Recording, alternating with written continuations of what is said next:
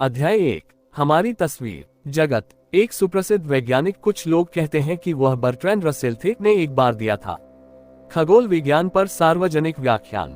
उन्होंने बताया कि पृथ्वी किस प्रकार परिक्रमा करती है सूर्य के चारों ओर, और सूर्य बदले में के केंद्र के चारों ओर कैसे परिक्रमा करता है। तारों का विशाल संग्रह हमारी आकाशगंगा कहलाता है। व्याख्यान के अंत में कमरे के पीछे की छोटी बूढ़ी औरत उठी और बोली, तुम्हारे पास क्या है? हमें बताया गया बकवास है। संसार वास्तव में पीठ पर टिकी एक चपटी प्लेट है, एक विशाल कछुए का। जवाब देने से पहले वैज्ञानिक ने एक बेहतर मुस्कान दी। कछुआ किस पर खड़ा है? तुम बहुत चतुर हो जवान आदमी, बहुत चतुर, बुढ़िया ने कहा। लेकिन यह नीचे तक कछुए ही हैं। अधिकांश लोगों को हमारे ब्रह्मांड की तस्वीर एक अनंत मीनार के रूप में लगेगी। कछुओं के बारे में हास्यास्पद है, लेकिन हम ऐसा क्यों सोचते हैं कि हम बेहतर जानते हैं? हम ब्रह्मांड के बारे में क्या जानते हैं और हम इसे कैसे जानते हैं? कहाँ? क्या ब्रह्मांड कहाँ से आया और यह कहाँ जा रहा है? ब्रह्मांड क्या एक शुरुआत है, और यदि हाँ तो उससे पहले क्या हुआ था? क्या है समय की प्रकृति? क्या इसका कभी अंत होगा? क्या हम समय में पीछे जा सकते हैं? भौतिकी में हाल की सफलताएं आंशिक रूप से शानदार नवीनता के कारण संभव हुई। प्रौद्योगिकियां इनमें से कुछ दीर्घकालिक प्रश्नों के उत्तर सुझाती हैं। किसी दिन ये उत्तर हमें पृथ्वी की परिक्रमा के समान स्पष्ट प्रतीत हो सकते हैं। सूरज, या शायद कछुओं की मीनार जितना हास्यास्पद। केवल समय। जो भी हो बताऊंगा। बहुत समय पहले 340 यूनानी दार्शनिक अरस्तु ने अपनी पुस्तक ऑन में स्वर्ग विश्वास के पक्ष में 2 अच्छे तर्क प्रस्तुत करने में सक्षम था कि पृथ्वी एक चपटी प्लेट के बजाय एक गोल गोला थी। पहले वो एहसास हुआ कि चंद्रमा का ग्रहण पृथ्वी के आने से होता है। सूर्य और चंद्रमा के बीच चंद्रमा पर पृथ्वी की छाया थी, सदैव गोल, जो तभी सत्य होगा जब पृथ्वी गोलाकार होगी। यदि पृथ्वी एक चपटी डिस्क होती, छाया लंबी होती और अंडाकार, जब तक कि ग्रहण हमेशा ऐसे समय में न हो जब सूर्य था सीधे डिस्क के केंद्र के नीचे। दूसरा, यूनानियों को अपनी यात्राओं से पता चला कि देखने पर उत्तर सितारा आकाश में नीचे दिखाई देता है। दक्षिण की तुलना में यह अधिक उत्तरी क्षेत्रों में हुआ, चूंकि उत्तर सितारा झूठ बोलता है। उत्तरी ध्रुव पर यह सीधे एक पर्यवेक्षक के ऊपर प्रतीत होता है। उत्तरी ध्रुव, लेकिन भूमध्य रेखा से देखने वाले को यह झूठ लगता है। बस क्षितिज पर की स्पष्ट स्थिति में अंतर से मिस्र और ग्रीस में नॉर्थ स्टार अरस्तु ने भी एक अनुमान उद्धृत किया था। पृथ्वी के चारों ओर की दूरी 400,000 स्टेडियम थी। ये पता नहीं है वास्तव में स्टेडियम की लंबाई कितनी थी, लेकिन ये लगभग 200 रही होगी गज, जो अरस्तु के अनुमान को वर्तमान से लगभग 2 गुना कर देगा।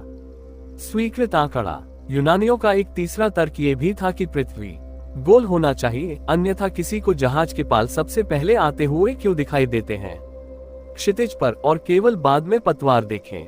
अरस्तु का मानना था कि पृथ्वी स्थिर है और सूर्य, चंद्रमा, ग्रह और तारे पृथ्वी के चारों ओर गोलाकार कक्षाओं में घूमते रहे।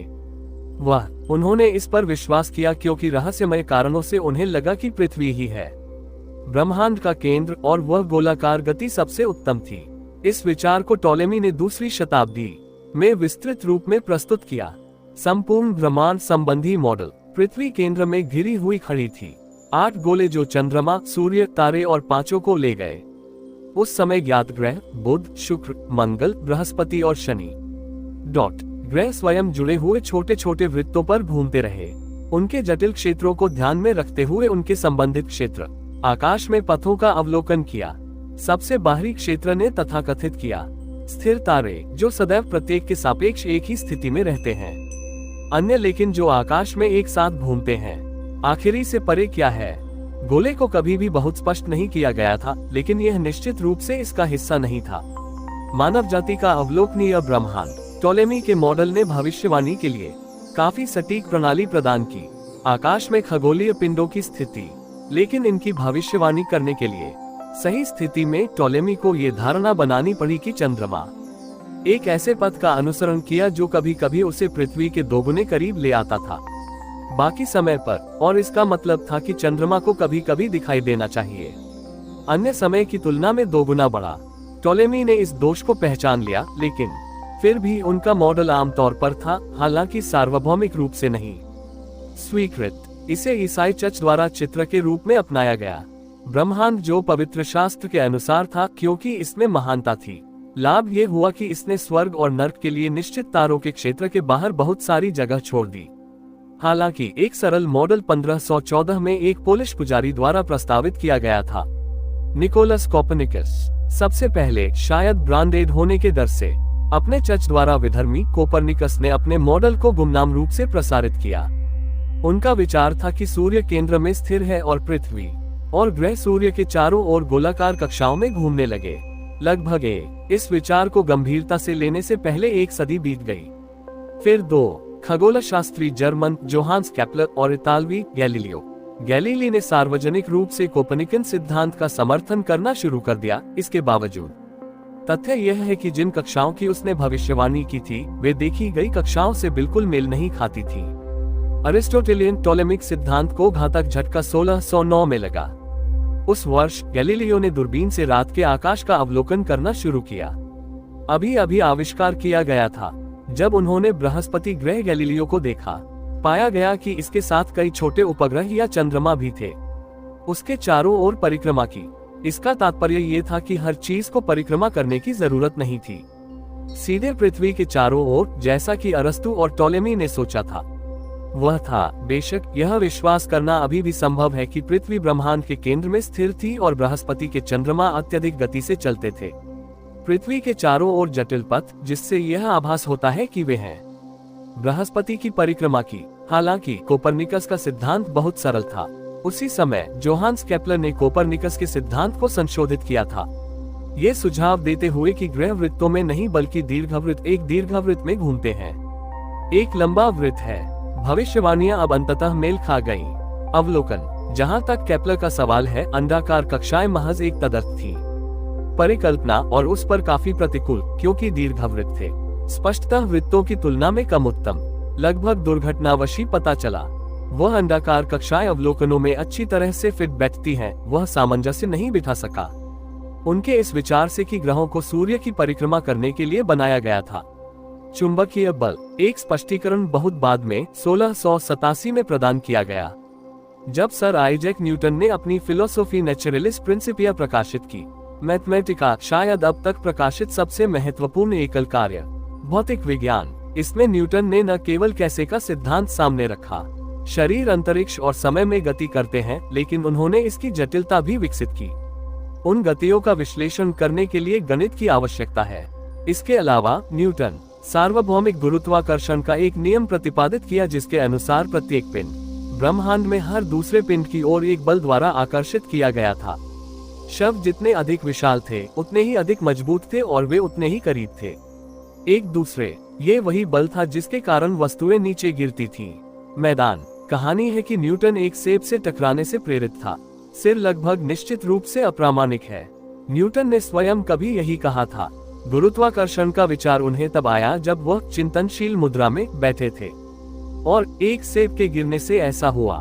न्यूटन ने दिखाना जारी रखा कि उसके नियम के अनुसार गुरुत्वाकर्षण के कारण चंद्रमा एक दिशा में गति करता है, पृथ्वी के चारों ओर अंडाकार कक्षा और पृथ्वी और ग्रहों का कारण बनती है। सूर्य के चारों ओर अंडाकार पथ का अनुसरण करें। कोपर्निकन मॉडल ने टोलेमी के खगोलीय क्षेत्रों से छुटकारा पा लिया और इसके साथ उनका यह विचार कि ब्रह्मांड की एक प्राकृतिक सीमा है, चूंकि तय किया गया है। तारे घूर्णन के अलावा अपनी स्थिति बदलते नहीं दिखे। पृथ्वी के अपनी धुरी पर घूमने के कारण आकाश में ये प्राकृतिक हो गया। मान लीजिए कि स्थिर तारे हमारे सूर्य की तरह वस्तुएं थीं, लेकिन बहुत अधिक दूर दूर। न्यूटन को एहसास हुआ कि उनके गुरुत्वाकर्षण के सिद्धांत के अनुसार तारे एक दूसरे को आकर्षित करना चाहिए, इसलिए ऐसा लगा कि वे मूलतः गतिहीन नहीं रह सकते। क्या वे सभी किसी बिंदु पर एक साथ नहीं गिरेंगे? एक पत्र में 1691 में रिचर्ड बेंटले अपने समय के एक अन्य प्रमुख विचारक न्यूटन को तर्क दिया कि यदि केवल एक सीमित संख्या होती तो ऐसा वास्तव में होता, अंतरिक्ष के एक सीमित क्षेत्र में वितरित तारे। लेकिन उन्होंने तर्क दिया कि यदि दूसरी ओर अनंत संख्या में तारे वितरित थे, अनंत अंतरिक्ष पर कमोबेश समान रूप से ऐसा नहीं होगा, क्योंकि उनके गिरने के लिए कोई केंद्रीय बिंदु नहीं होगा। ये तर्क उन नुकसानों का एक उदाहरण है जिनका आप सामना कर सकते हैं। अनंत की बात कर रहे हैं। अनंत ब्रह्मांड में हर बिंदु हो सकता है। इसे केंद्र माना जाता है क्योंकि प्रत्येक बिंदु की अनंत संख्या होती है। इसके हर तरफ सितारे। सही दृष्टिकोण ये केवल बहुत ही एहसास हुआ था। बाद में उस परिमित स्थिति पर विचार करना है जिसमें सभी तारे आते हैं। एक दूसरे से पूछें और फिर पूछें कि अगर कोई और सितारे जोड़ दे तो चीजें कैसे बदल जाती हैं। इस क्षेत्र के बाहर लगभग समान रूप से वितरित। न्यूटन के अनुसार कायदे से अतिरिक्त सितारों से मूल सितारों पर कोई फर्क नहीं पड़ेगा। औसतन तारे उतनी ही तेजी से गिरेंगे। हम उतने जोड़ सकते हैं। तारे वैसे ही हैं जैसे हम चाहते हैं, लेकिन फिर भी वे हमेशा अपने आप में ढह जाएंगे। हम अब जान ले कि इसका अनंत स्थैतिक मॉडल होना असंभव है। ब्रह्मांड जिसमें गुरुत्वाकर्षण सदैव आकर्षक रहता है, ये पहले के विचार के सामान्य माहौल पर एक दिलचस्प प्रतिबिंब है।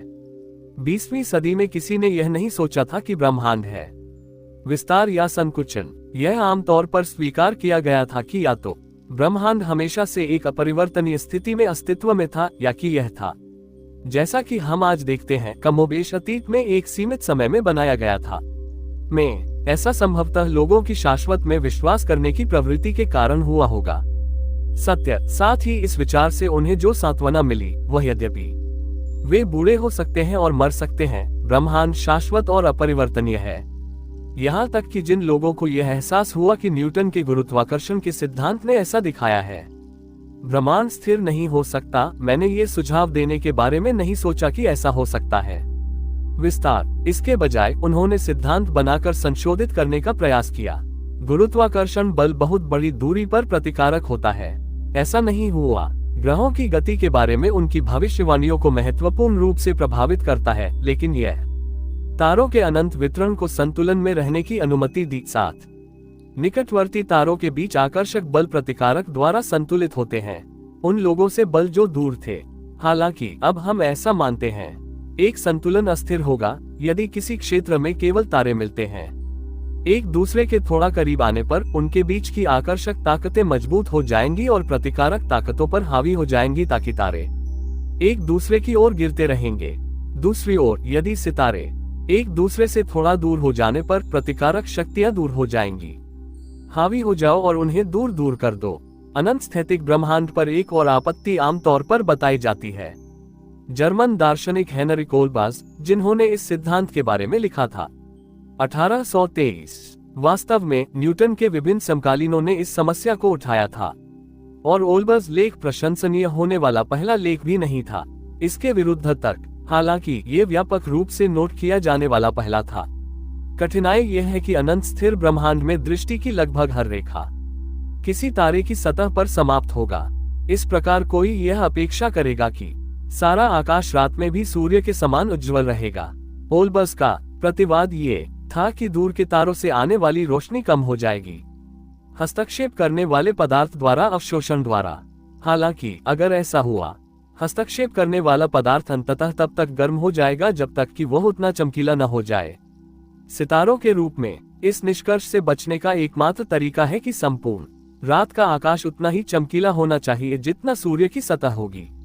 मान लीजिए कि तारे हमेशा के लिए चमकते नहीं थे बल्कि चमकते थे।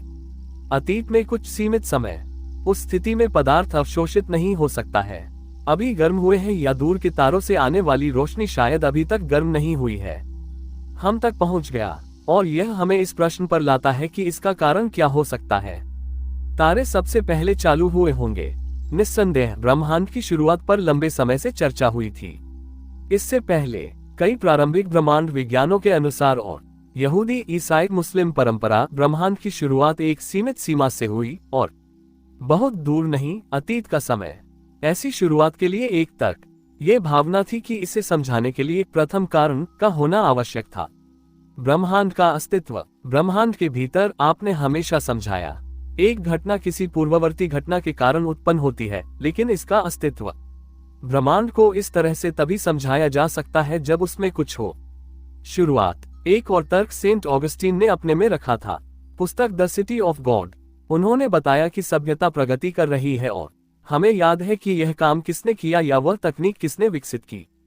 इस प्रकार मनुष्य और शायद ब्रह्मांड भी चारों ओर नहीं हो सकता था। इतनी देर तक सेंट ऑगस्टीन ने लगभग 5000 ईसा पूर्व की तिथि स्वीकार की।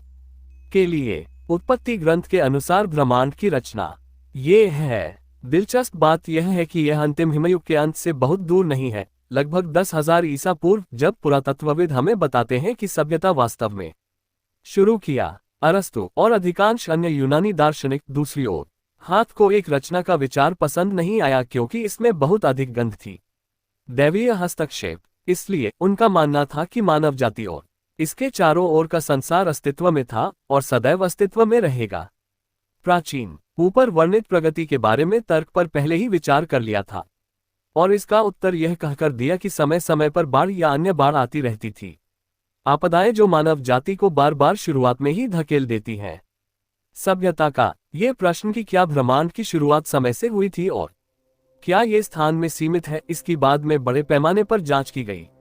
दार्शनिक इमैनुएल कांट अपने स्मारकीय और बहुत स्पष्ट कार्य में क्रिटिक ऑफ प्योर रीजन 1781 में प्रकाशित, उन्होंने ये प्रश्न पूछे, शुद्ध कारण के एंटीनोमीज अर्थात विरोधाभास, क्योंकि उन्होंने ऐसा महसूस किया थीसिस पर विश्वास करने के लिए समान रूप से सम्मोहक तर्क थे। ब्रह्मांड की शुरुआत थी और इसका विरोधाभास ये था कि इसका अस्तित्व था हमेशा के लिए। थीसिस के लिए उनका तर्क ये था कि यदि ब्रह्मांड नहीं होता, एक शुरुआत किसी भी घटना से पहले अनंत समय होगा, जिसे वह बेतुका मानते थे। विरोध के लिए तर्क ये था कि यदि ब्रह्मांड की शुरुआत हुई थी, समय की अनंत अवधि होगी इससे पहले, तो ब्रह्मांड किसी एक विशेष समय पर क्यों शुरू होना चाहिए। वास्तव में थीसिस और एंटीथेसिस दोनों के लिए उनके मामले वास्तव में समान हैं। तर्क वे दोनों उस समय की उनकी अनकही धारणा पर आधारित हैं। ये हमेशा से जारी है, चाहे ब्रह्मांड हमेशा से अस्तित्व में था या नहीं। जैसा कि हम देखेंगे, समय की अवधारणा का इससे पहले कोई अर्थ नहीं है। ब्रह्मांड की शुरुआत, ये बात सबसे पहले सेंट ऑगस्टीन ने बताई थी। जब पूछा गया, भगवान ने ब्रह्मांड बनाने से पहले क्या किया, ऑगस्टीन ने उत्तर नहीं दिया। वह पूछने वाले लोगों के लिए नर्क तैयार कर रहा था ऐसे प्रश्न। इसके बजाय उन्होंने कहा कि समय ब्रह्मांड की संपत्ति है जिसे ईश्वर ने बनाया और वह समय आदि की शुरुआत से पहले अस्तित्व में नहीं था। ब्रह्मांड, जब अधिकांश लोग अनिवार्य रूप से स्थिर और अपरिवर्तनीय में विश्वास करते थे, ब्रह्मांड वास्तव में यह प्रश्न था कि इसकी शुरुआत हुई थी या नहीं। तत्वमीमांसा या धर्मशास्त्र में से एक जो था उसका हिसाब लगाया जा सकता है। इस सिद्धांत पर समान रूप से अच्छी तरह से गौर किया कि ब्रह्मांड हमेशा से अस्तित्व में था, या इस सिद्धांत पर कि इसे किसी सीमित समय पर इस तरह से गति में स्थापित किया गया था कि ऐसा लगता है जैसे ये हमेशा के लिए अस्तित्व में था। लेकिन 1929 में एडविन हबल ने ऐतिहासिक अवलोकन किया कि आप जहां भी देखें, दूर आकाशगंगाएं तेजी से हमसे दूर जा रही हैं। दूसरे शब्दों में, ब्रह्मांड विस्तार हो रहा है। इसका मतलब यह है कि पहले के समय में वस्तुएं रही होंगी आपस में नजदीक। वास्तव में ऐसा लग रहा था कि कोई समय था, लगभग 10 या 20,000 मिलियन वर्ष पहले, जब वे सभी बिल्कुल उसी स्थिति में थे, एक ही स्थान और जब, इसलिए ब्रह्मांड का घनत्व अनंत था। इस खोज ने आखिरकार शुरुआत का प्रश्न खड़ा कर दिया। ब्रह्मांड विज्ञान के दायरे में हबल की टिप्पणियों से पता चलता है कि एक समय था जिसे बड़ा कहा जाता था धमाका, जब ब्रह्मांड असीम रूप से छोटा और असीम रूप से घना था। ऐसी परिस्थितियों में विज्ञान के सभी नियम और इसलिए सभी क्षमताएं, भविष्य की भविष्यवाणी करो, टूट जाओगे। यदि पहले भी घटनाएं होती, इस बार वे वर्तमान समय में जो हो रहा है उसे प्रभावित नहीं कर सके। उनके अस्तित्व को नजरअंदाज किया जा सकता है क्योंकि इसका कोई अवलोकन नहीं होगा। नतीजे, कोई कह सकता है कि समय की शुरुआत महाविस्फोट से हुई थी। ये भाव कि पहले के समय को परिभाषित ही नहीं किया जा सकता। ये होना चाहिए। इस बात पर जोर दिया गया कि समय की यह शुरुआत उनसे बहुत अलग है। पहले विचार किया गया था एक अपरिवर्तनीय ब्रह्मांड में एक शुरुआत। समय एक ऐसी चीज है जिसे किसी बाहरी व्यक्ति द्वारा थोपा जाना चाहिए। ब्रह्मांड शुरुआत के लिए कोई भौतिक आवश्यकता नहीं है। कोई कल्पना कर सकता है कि ईश्वर ने सचमुच अतीत में किसी भी समय ब्रह्मांड का निर्माण किया था। पर दूसरी ओर, यदि ब्रह्मांड का विस्तार हो रहा है तो इसके भौतिक कारण हो सकते हैं। शुरुआत क्यों करनी पड़ी? कोई अभी भी उस ईश्वर की कल्पना कर सकता है महाविस्फोट के तुरंत बाद या उसके बाद भी ब्रह्मांड का निर्माण किया, बिल्कुल इस तरह से कि लगे जैसे कोई बड़ा धमाका हुआ हो। लेकिन यह मान लेना बेमानी होगा कि इसे बड़े से पहले बनाया गया था। टकराना, एक विस्तारित ब्रह्मांड एक निर्माता को रोकता नहीं है, लेकिन ऐसा करता है। इस बात पर सीमा लगाएं कि उसने अपना काम कब किया होगा। ब्रह्मांड की प्रकृति के बारे में बात करने और चर्चा करने के लिए। जैसे कि इसकी शुरुआत है या अंत, आपको होना ही होगा। वैज्ञानिक सिद्धांत क्या है इसके बारे में स्पष्ट है। मैं सरलचित लोगों को ले लूंगा। देखें कि एक सिद्धांत ब्रह्मांड का एक मॉडल मात्र है या उसका एक प्रतिबंधित हिस्सा है। ये और नियमों का एक सेट जो मॉडल में मात्राओं को अवलोकनों से जोड़ता है। जो हम बनाते हैं ये केवल हमारे दिमाग में मौजूद है और किसी अन्य में नहीं है। वास्तविकता, इसका मतलब जो भी हो, एक सिद्धांत एक अच्छा सिद्धांत है यदि ऐसा है, दो आवश्यकताओं को पूरा करता है। इसे एक मॉडल के आधार पर अवलोकनों के एक बड़े वर्ग का सटीक वर्णन करना चाहिए जिसमें केवल कुछ मनमाने ढंग से शामिल हो तत्वों, और इसे परिणामों के बारे में निश्चित भविष्यवाणियां करनी चाहिए। भविष्य के अवलोकन, उदाहरण के लिए अरस्तु एम्पेडोकल्स के सिद्धांत पर विश्वास करता था कि सब कुछ 4 तत्वों से बना है, पृथ्वी, वायु, अग्नि और पानी। ये काफी सरल था, लेकिन इससे कोई निश्चित बात नहीं बनी।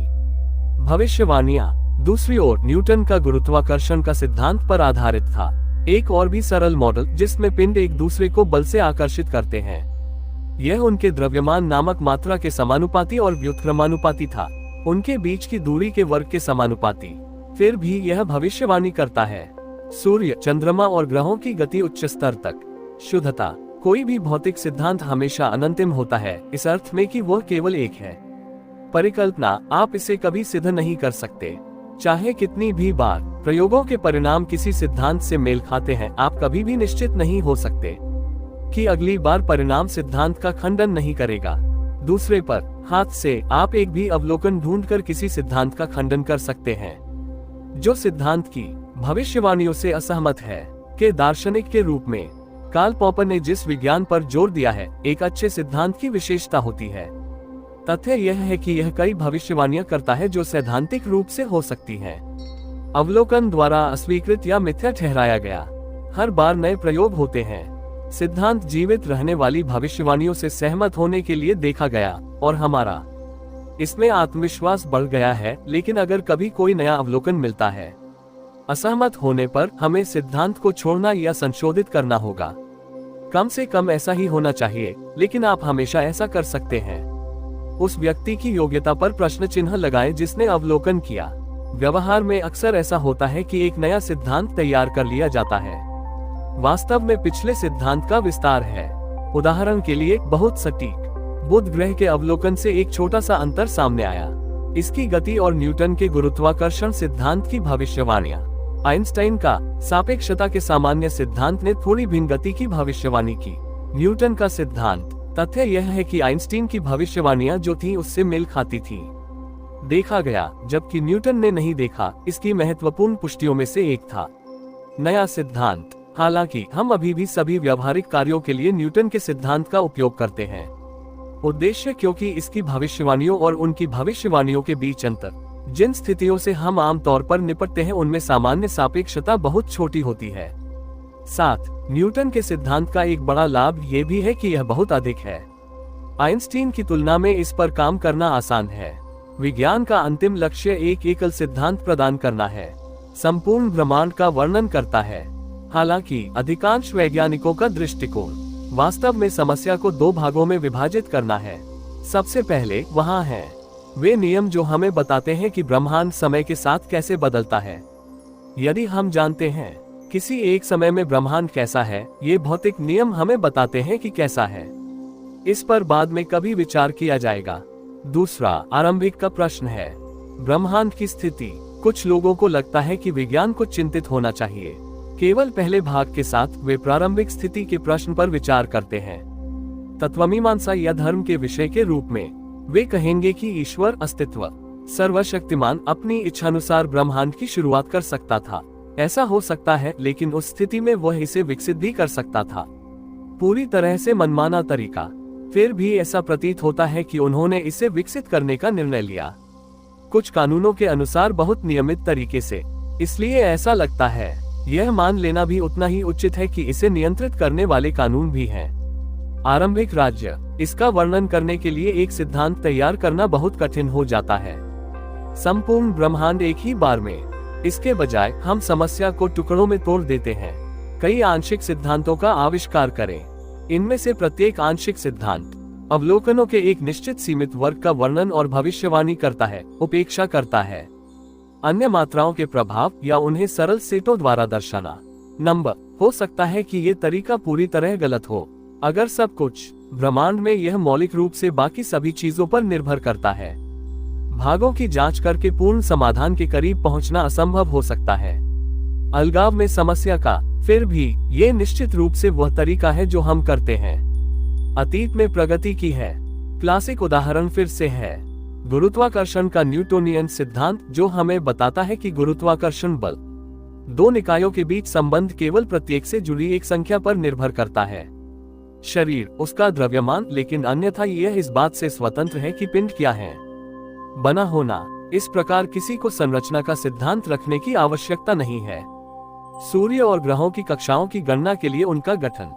आज वैज्ञानिक ब्रह्मांड का वर्णन दो बुनियादी अंशों के आधार पर करते हैं, सिद्धांत सापेक्षता और क्वांटम यांत्रिकी का सामान्य सिद्धांत।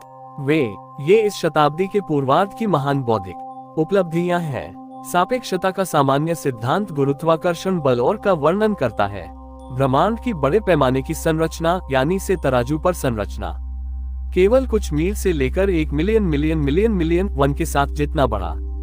इसके बाद 24 मील अवलोकनीय ब्रह्मांड का आकार। दूसरी ओर क्वांटम यांत्रिकी घटनाओं से संबंधित है, अत्यंत छोटे पैमाने, जैसे 1 इंच के 10 लाखवें हिस्से का 10वां हिस्सा। हालांकि दुर्भाग्य से ये दोनों सिद्धांत असंगत माने जाते हैं। एक दूसरे के साथ वे दोनों सही नहीं हो सकते। प्रमुख में से एक आज भौतिकी में प्रयास और इस पुस्तक का प्रमुख विषय है।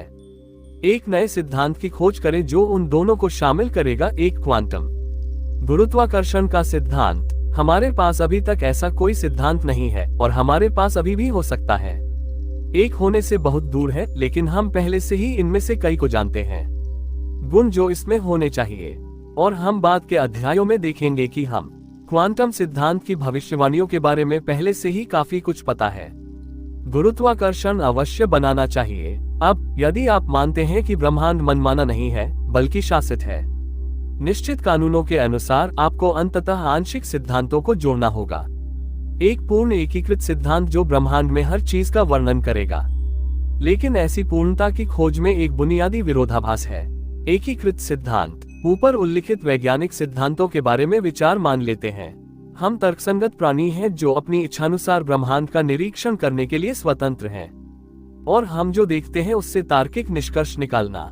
ऐसी योजना में यह मान लेना उचित है कि हम इसके और भी करीब बढ़ सकते हैं। कानून जो हमारे ब्रह्मांड को नियंत्रित करते हैं, फिर भी अगर वहां वास्तव में एक पूर्ण एकीकृत है सिद्धांत, ये संभवतः हमारे कार्यों को भी निर्धारित करेगा, और इसलिए सिद्धांत ही इसके लिए हमारी खोज का परिणाम निर्धारित करेगा। और क्यों? क्या ये निर्धारित करना चाहिए कि हम इससे सही निष्कर्ष पर पहुंचे? प्रमाण क्या ये समान रूप से अच्छी तरह से यह निर्धारित नहीं कर सकता है कि हमने गलत निष्कर्ष निकाला है? निष्कर्ष या कोई निष्कर्ष ही नहीं निकला। इस समस्या का एकमात्र उत्तर जो मैं दे सकता हूं वह डार्विन पर आधारित है। प्राकृतिक चयन का सिद्धांत। विचार यह है कि किसी भी आबादी में स्वयं प्रजनन करने वाले जीवों में आनुवंशिक सामग्री में भिन्नताएं होंगी, और पालन पोषण जो अलग अलग व्यक्तियों को होता है, ये मतभेद होंगे। इसका मतलब यह है कि कुछ व्यक्ति अधिकार प्राप्त करने में दूसरों की तुलना में बेहतर सक्षम होते हैं। अपने आसपास की दुनिया के बारे में निष्कर्ष निकालना और उसके अनुसार कार्य करना। इन व्यक्तियों के जीवित रहने और प्रजनन करने की अधिक संभावना होगी, और इसलिए उनकी व्यवहार और विचार का पैटर्न हावी हो जाएगा। ये निश्चित रूप से है। अतीत में ये सत्य रहा है कि जिसे हम बुद्धिमत्ता और वैज्ञानिक कहते हैं, खोज ने उत्तरजीविता लाभ प्रदान किया है। यह इतना स्पष्ट नहीं है कि यह स्थिति अभी भी ऐसी ही है। हमारी वैज्ञानिक खोजें हम सभी को नष्ट कर सकती हैं, और भले ही वे ऐसा न करें, एक पूर्ण एकीकृत सिद्धांत हमारे जीवित रहने की संभावनाओं पर ज्यादा फर्क नहीं डाल सकता है। हालांकि ब्रह्मांड प्रदान किया एक नियमित तरीके से विकसित हुआ है, हम उम्मीद कर सकते हैं कि तक प्राकृतिक चयन ने हमें जो क्षमताएं दी हैं, वे हमारे अंदर भी मान्य होंगी। एक संपूर्ण एकीकृत सिद्धांत की खोज करें, और इसलिए ये हमें उस तक नहीं ले जाएगा। गलत निष्कर्ष, क्योंकि हमारे पास पहले से मौजूद आंशिक सिद्धांत ही पर्याप्त हैं।